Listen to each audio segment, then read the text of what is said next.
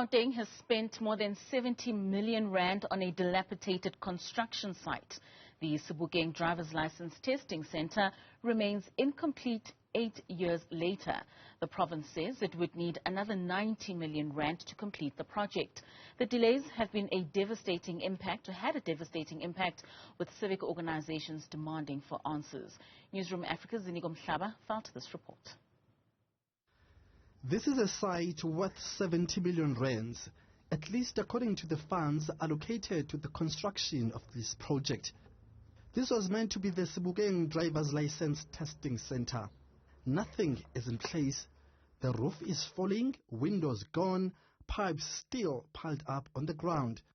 The construction of the project started in 2015. The completion period was set to be at least 2021. 8 years later, this is what over 70 million rands has been spent on. Residents of nearby townships were hopeful that having such a center at their doorstep will make their life easier. Our people now have to go to Vereeniging and Vanderbijl Park to access issues of licensing and stuff, including amongst others.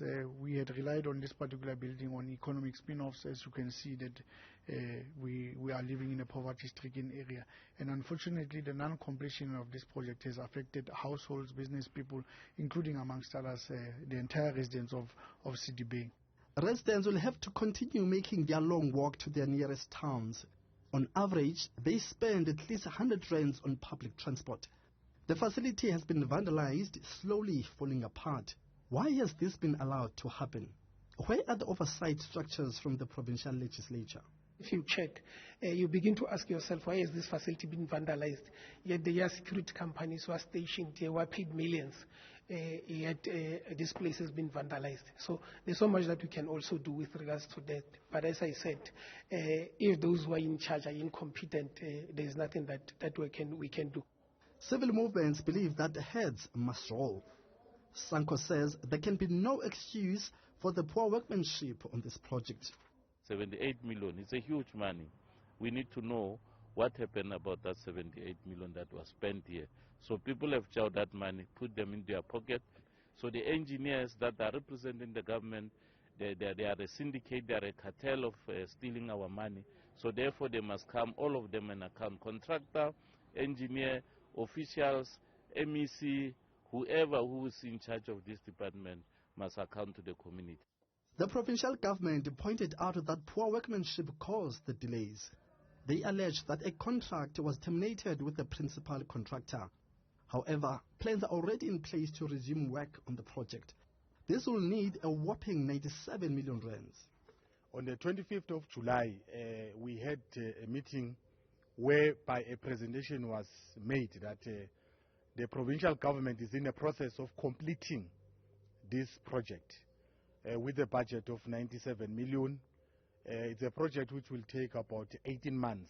I can read here so that I'm not presenting my gut feelings or common sense, but I'm representing what is written here, that the assessment of the current condition on site and preparation of final design and tender document for the procurement of the contractor is completed.